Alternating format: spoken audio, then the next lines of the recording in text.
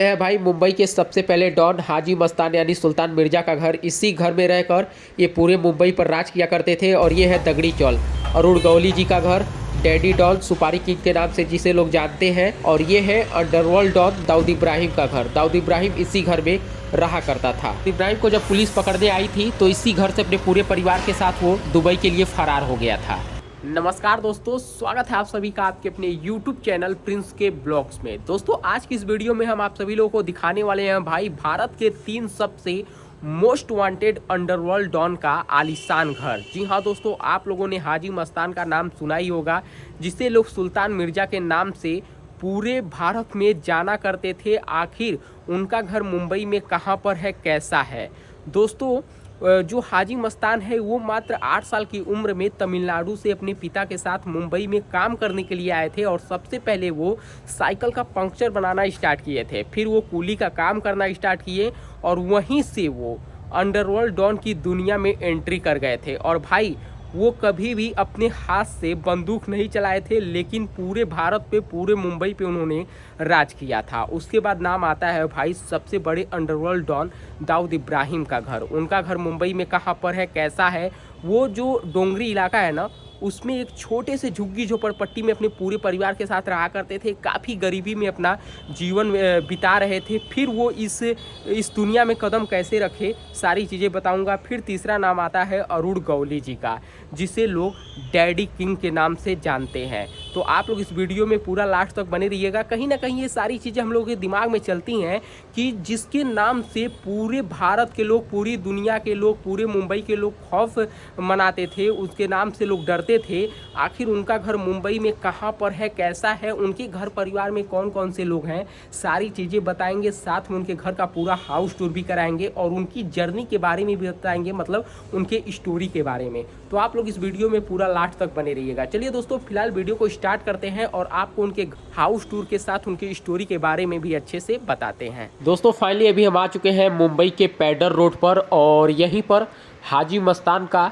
Bungalow है, जहां पर वो रहा करता था। और अभी भी वो बंगलो ना इसी रोड के किनारे मौजूद है। देख सकते हैं सामने आपको जो रेड कलर की दीवार दिख रही है ना, वही वाला बंगलो हाजी मस्तान का है भाई, जहां पर ये अपने ज़माने में रहा करता था। देखिए ये रेड वाला बंगलो जो है, अभी मैं सामने पहुंच चुका हूं। ये बंगलो भाई क्या आलीशान सा बंगलो है, और अभी तक ये बंगलो उसी तरह पड़ा हुआ है। मंजिल का आलीशान बंगलो है भाई। और हाजी मस्तान यानी सुल्तान मिर्जा का यही बसेरा था अपने ज़माने में, जब ये पूरी मुंबई पे हुकूमत किया करते थे। और इनके इसी घर पे सारे बॉलीवुड स्टार का आना जाना लगा रहता था। तो बहुत सारे लोगों के दिमाग में ये चीज़ें चलती रहती हैं कि हाजी मस्तान इतना बड़ा डॉन रह चुका है, मुंबई पे राज कर चुका है, तो उसका आलीशान घर मुंबई में कहाँ पर था, कैसा था। तो यही वो बंगला है जिसमें हाजी मस्तान यानी सुल्तान मिर्जा अपने टाइम में रहा करता था और उसकी पूरी फैमिली भी इसी घर में रहती थी। तो देख सकते हैं ये बंगलो अभी भी मुंबई के पैडर रोड पर मौजूद है। दोस्तों आप सभी को बता दें कि मुंबई में किसी ज़माने में अंडरवर्ल्ड डॉन हाजी मस्तान का ना सिक्का चलता था। हाजी मस्तान मुंबई के अंडरवर्ल्ड का पहला डॉन था, जिससे पूरी मुंबई खौफ खाती थी भाई। और इनके घर के आसपास का माहौल देख सकते हैं, काफ़ी पॉश इलाका ये माना जाता है। इतना ही नहीं, दाऊद और पठान गैंग को एक करने वाले ना हाजी मस्तान नामी माफिया वर्धा को भी अपने इशारों पर नचाता था। बॉलीवुड के उस समय के दिग्गज अभिनेता संजीव कुमार, दिलीप कुमार, बॉलीवुड के सभी दिग्गजों के साथ हाजी मस्तान की यहाँ पर मुलाकात होती थी। वो लोग इन्हीं के घर पे, इसी बंगलों में मिलने के लिए आया करते थे। तो देख सकते हैं ये 2 मंजिल की आलीशान सी बिल्डिंग है, बंगलो है, जहाँ पर सारी फैसिलिटी है और काफ़ी ज़्यादा बाहर ग्रीनरी वगैरह भी रखा गया है। साइड में कार पार्किंग एरिया भी बनाया गया है और बड़ी बड़ी कांच की खिड़कियां लगाई गई है। ऊपर वाला आप लोग जो टेरिस है वो भी देख सकते हैं भाई। तो मैं आपको आज की इस वीडियो में वो बंगलो दिखा रहा हूँ जहाँ पर हाजी मस्तान रहते थे अपने पूरे परिवार के साथ। हाजी मस्तान की कहानी किसी फिल्म की स्क्रिप्ट से कम नहीं है। साल 1926 में शुरू हुई हाजी मस्तान की कहानी साल 1994 में ना खत्म हो गई। तमिलनाडु का रहने वाला हाजी मस्तान 8 साल की उम्र में 1934 में मुंबई पहुंचा था। मुंबई में हज पर जाने वाले यात्रियों के लिए बने मुसाफिर खाने के ठीक बगल में हाजी मस्तान के वालिद ने साइकिल का पंक्चर लगाने की दुकान खोली थी। इस दुकान का नंबर 7 था। हाजी मस्तान अपनी दुकान पर बैठकर साइकिल के पंक्चर लगाता था। पंक्चर की दुकान इतनी चलती नहीं थी, इसलिए मस्तान ने हज यात्रा पर जाने वाले यात्रियों के लिए पानी के जहाज पर कूली का काम करने का फैसला किया। इंदिरा डॉक पर हाजी मस्तान कूली की तरह काम कर जो हाजिए थे उनका सामान उठाने लगा। हाजी मस्तान ने यह देखा था कि हज यात्रियों की जांच और तलाशी नहीं होती है। जहाज से उतरने के बाद हाजी सीधे बाहर निकल जाते हैं। हज यात्री कितना भी सामान लाए, कोई पूछने वाला नहीं था। हाजियों के साथ हज से वापसी में हाजी मस्तान उनके खजूर के डिब्बे में डालकर सोना चांदी भरकर मुंबई लाने लगा। तो खजूर का डिब्बा उस समय ना 20 से 25 किलो का होता था। उसमें भरकर लोग आसानी से जिद्दा से सोना ले आते थे। हाजी मस्तान ने सोने की स्मगलिंग के जरिए शुरुआत में पैसे कमाए और मुंबई के अंडरवर्ल्ड का पहला डॉन बना। 1960 और 70 के दशक में भारतीयों के लिए हज यात्रा का मार्ग मुंबई से इंदिरा डॉक से समुद्र के रास्ते जहाज द्वारा जाने का रहा है। मुंबई से ही हज यात्रा संभव होने के कारण न देश भर के हज यात्री मुंबई आते थे। यही सरकार उन्हें वीजा देती थी और यहाँ से 90 दिन के सफर पर हज यात्री निकल जाते थे। हाजी मस्तान के साथ कई और कुली भी सोना चांदी की तस्करी में जुट गए। हाजी मस्तान के साथ अशरफ रहमान उर्फ लल्लू और मोहम्मद नूर उर्फ नूरा भी सोने चांदी की तस्करी करते थे। जब भी जेदा से सोना आता था, मस्तान के लोग नूरा की एम्बेसडर गार्ड नंबर 28 में सोना चांदी रखकर बाहर निकल जाते थे। करीब 20 साल तक सोने चांदी की स्मगलिंग करने के बाद साल 1970 में हाजी मस्तान ने बहुत पैसा कमा लिया। तो इतना ही नहीं, दाऊद इब्राहिम का जब कोई नाम भी नहीं जानता था, अरुण गौली की जब कोई पहचान नहीं थी, जब करीम लला भी डॉन नहीं हुआ करता था, तब मुंबई में तूती बोलती थी सुल्तान मिर्जा की, जिसे लोग हाजी मस्तान के नाम से जानते हैं। तो हाजी मस्तान ने हज यात्रियों के लिए बने मुसाफिर खाने के ठीक सामने 8 और 9 नंबर की 2 दुकानें खरीद ली। इन दुकानों में हाजी मस्तान ने एक क्लब बनाया जिसका नाम रखा डायमंड क्लब। कुछ समय बाद हाजी मस्तान डायमंड क्लब से ही अपना साम्राज्य चलाने लगा। डायमंड क्लब में मुंबई के सारे बदमाश जुआ खेलने आते थे। उस वक्त के बड़े माफिया करीम लाला, यूसुफ पटेल, वरदराजन जैसे नाम होते थे, वह भी डायमंड क्लब आते थे। इसी डायमंड क्लब में हाजी मस्तान की मुलाकात मुंबई के सभी गुंडों से हुई और वहां से उनका साम्राज्य चलने लगा। हाजी मस्तान ने मद्रास की सबीहा बी से शादी की थी और उनकी 3 बेटियां थीं। 1975 में आपातकाल के दौरान हाजी मस्तान को जेल में डाल दिया गया था। जेल में रहते हुए उन्होंने हिंदी सीखी और लोकनायक जयप्रकाश नारायण से प्रभावित हुए। जेल से रिहा होने के बाद हाजी मस्तान ने राजनीति में कदम रखा और दलित मुस्लिम सुरक्षा महासंघ बनाया गया था। हाजी मस्तान को कई लोगों ने स्टाइल आइकन माना था। उनकी शानदार जीवन शैली में सफ़ेद कपड़े, सफ़ेद जूते, सफ़ेद मर्सिडीज कार और महंगी सोने की घड़ियां शामिल थी। हाजी मस्तान की मौत न साल 1994 में हार्ट अटैक से हो गई। उनकी ज़िंदगी पर कई फिल्में बनी हैं, जैसे कि दीवार और once upon a time in Mumbai. और हाजी मस्तान मुंबई के इसी बंगले में पूरे परिवार के साथ रहा करते थे और आज भी ये बंगला मुंबई के पैडर रोड पर पड़ा हुआ है। तो यही वो घर है जिसे मैं आपको इस वीडियो में दिखा रहा हूँ। अब चलिए आपको दिखाते हैं भारत के most wanted underworld don Dawood Ibrahim का घर, जो उनका घर ना मुंबई के चोर बाजार में स्थित है। दोस्तों अभी हम पहुंच चुके हैं मुंबई के ग्रांड रोड के अंदर, जहां पर चोर मार्केट लगता है, जहां पर है दाऊद इब्राहिम का घर। अभी मैं आपको दिखाता हूं कि उनका घर किस हालत में पड़ा हुआ है। तो देख सकते हैं ये है दाऊद इब्राहिम का घर और इसी के 2nd नंबर वाले फ्लोर पे वो अपने पूरे परिवार के साथ मुंबई में रहा करते थे। फिलहाल अब इसको तोड़ा जा रहा है और यहाँ पर बिल्डिंग का काम किया जा रहा है। ये पूरा ऊपर वाला फ्लोर ना दाऊद इब्राहिम का था, वो इसी पर अपने पूरे परिवार के साथ थे। और जब लास्ट में पुलिस इनके घर पे रेड मारी थी इनको पकड़ने के लिए, उसके बाद इन्होंने 10 मिनट के अंदर अपने पूरे परिवार के साथ यहाँ से फरार हो गए थे। दोस्तों दाऊद इब्राहिम कास्कर का जन्म 1955 में मुंबई में हुआ था और इनकी परवरिश मध्य मुंबई की एक झुग्गी बस्ती डोंगरी में हुई। दाऊद इब्राहिम के पिता एक पुलिस कांस्टेबल थे। दाऊद इब्राहिम कम उम्र से ही चोरी, डकैती और धोखाधड़ी में शामिल हो गए थे। और देखिए, जिनके नाम से पूरी दुनिया खौफ खाती थी, पूरे भारत के लोग खौफ खाते थे, उनका घर यहीं पर हुआ करता था और वो यहीं पर रहते थे। आप सभी को बता दें कि जो दाऊद इब्राहिम है ना, मात्र 1974 में 19 साल की कम उम्र में ही दाऊद इब्राहिम उस समय मुंबई के सबसे बड़े डॉन हाजी मस्तान के करीबी बन गए। हालांकि इसके बाद दाऊद इब्राहिम ने मस्तान और उनके सहयोगियों के खिलाफ एक भयानक गैंगवार भी छेड़ दिए थे।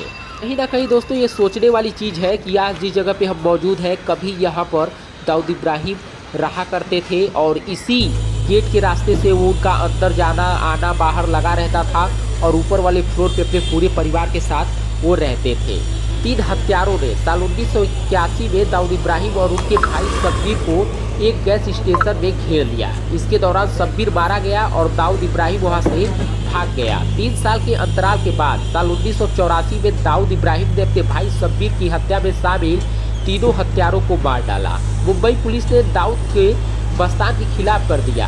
हिंसा इतनी बढ़ गई कि उसे संभालना मुश्किल हो गया था। इसके बाद मस्तान 1984 में ही दुबई भाग गया, जहां वह व्हाइट हाउस नामक बंगले में रहता था।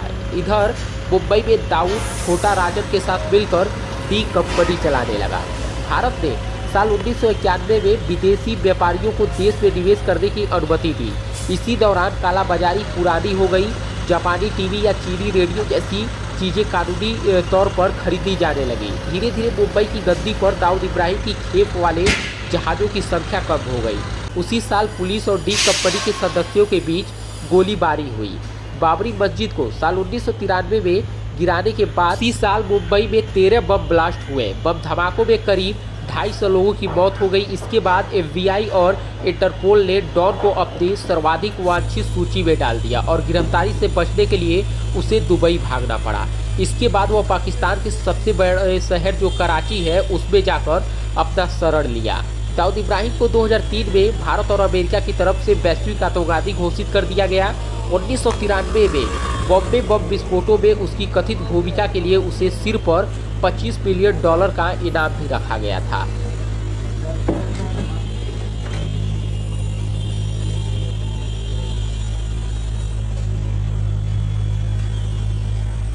यही है दाऊद इब्राहिम का अपना खुद का आशियाना, जहां पर मुंबई में वो रहा करता था और अपना पूरा साम्राज्य चलाया करता था। पूरी दुनिया पे, पूरे भारत पे वो उसकी तूती बोलती थी। देखिए, ये मेन गेट है, इसी रास्ते से उनका अंदर जाना आना लगा रहता था। चलिए अब आपको दिखाते हैं सुपारी किंग यानी डैडी डॉन का आलीशान घर कि उनका घर मुंबई में कहाँ पर है। तो फाइनली अभी हम आ चुके हैं दगड़ी चौल के सामने, जहाँ पर सुपारी किंग यानी डैडी डॉन का बसेरा है। मुंबई का सुपारी किंग कैसे बना डैडी डॉन, अरुण गौली जी की पूरी कहानी भी बताएंगे, साथ में उनका घर भी आपको दिखाने वाले हैं। तो दगड़ी चौल के आसपास का नज़ारा आप लोग देख सकते हैं और ये है डैडी डॉन यानी सुपारी किंग का आलीशान घर जो आप लोग इस वीडियो में देख रहे हैं। यहीं पर डैडी डॉन यानी कि सुपारी किंग रहा करते थे अपने पूरे परिवार के साथ और इसी घर में अभी भी इनकी पूरी फैमिली रहती है। तो सफ़ेद टोपी और सफ़ेद कुर्ता पहनने वाला मुंबई का वो डॉन जिसका दाऊद इब्राहिम के साथ 36 का आंकड़ा था, आए दिन डी कंपनी के साथ उनका गैंगवार चलता था। 90 के दशक में वो अरुण गौली, जिसे लोग सुपारी किंग और डैडी के नाम से मशहूर हुए, बाद में मुंबई के इस गैंगस्टर ने राजनीति में भी हाथ आजमाया। 1990 के दशक में जब मुंबई में गैंगवार जोरों पर था, सारे गैंगस्टर देश छोड़कर भाग रहे थे, तब अरुण गौली ही थे जो मुंबई छोड़कर नहीं गए। और आपको आज की वीडियो में उनके घर का पूरा टूर करा रहे हैं। सामने ये जो आप लोग घर देख रहे हैं, ये अरुण गौली जी का ही है। 17 जुलाई 1955 को अहमदनगर जिले के कोपर गांव में जन्मे अरुण गौली और उनके भाई किशोर उर्फ पप्पा 1970 के दशक में मुंबई आए थे। शुरुआत में अरुण गौली मुंबई की टेक्सटाइल मिल में काम करते थे। 1970 से 1980 के अंत तक मुंबई की टेक्सटाइल इंडस्ट्री में हुई बहुत सी हड़तालों की वजह से कई मिलों में ताला लग गया।